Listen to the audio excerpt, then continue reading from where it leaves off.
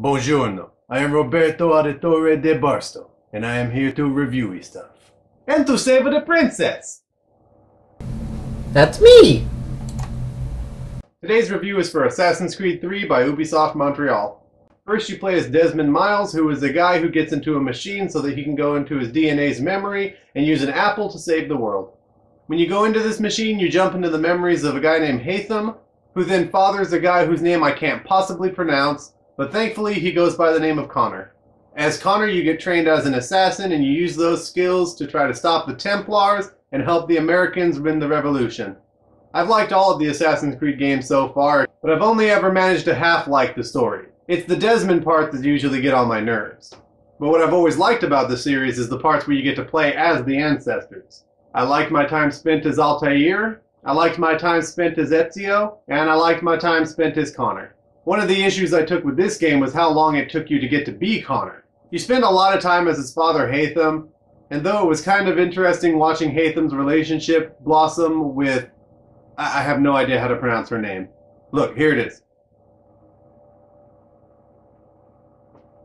For the sake of this review, I'll just call her Unpronounceahantis. So it was kind of interesting watching Haytham get his Mac on with Unpronounceahantis, but it just went on too long. I don't want to play as Haytham. I want to play as the guy who's on the cover of the game. But once you finally get to be Connor, the story works out pretty well. The only real complaint I had with the story was all the Mohawk names in it. Take, for instance, Connor's real name. Or the name of the place that they were from.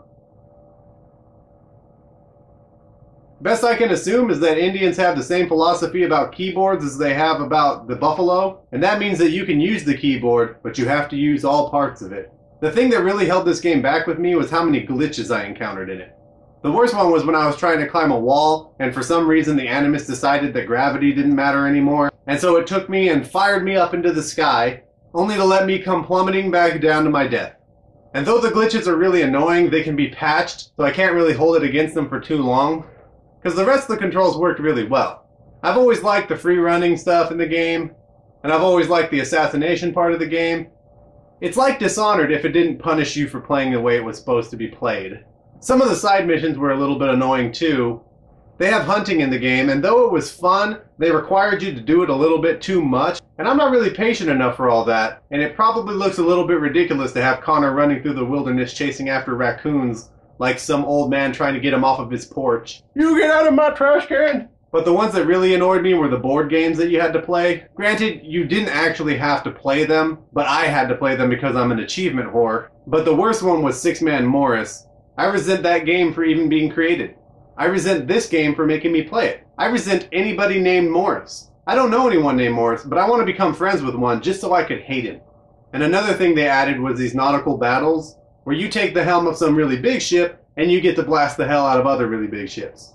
Even though these things didn't really feel like an Assassin's Creed game to me, I really enjoyed playing those. It made me wish that Ubisoft would take over some really good Pirates of the Caribbean game, just so I could throw down against that Tentacles guy in the middle of a maelstrom. And it was a hell of a lot more fun than the tower defense crap that that other Assassin's Creed game went for. I had one minor gripe with the look, and that's that the game gives you the ability to change the color of your outfit, but does not have the ability to change the color of that outfit in the cinematics. So basically whenever I'm running around I'm wearing this cool black and red outfit, and then suddenly I'm in a different outfit because I'm talking to Sam Adams now. Come on Ubisoft, I know that technology exists. Much like the other recent Assassin's Creed games, this game has multiplayer, and much like those other ones, I don't care. The way this one is set up is interesting enough, involving a lot of hiding and waiting and trying to trick your opponent into stabbing the wrong person so that you can stab them. But in the couple of games that I played, it really just devolved into a bunch of people running around in circles trying to stab each other first.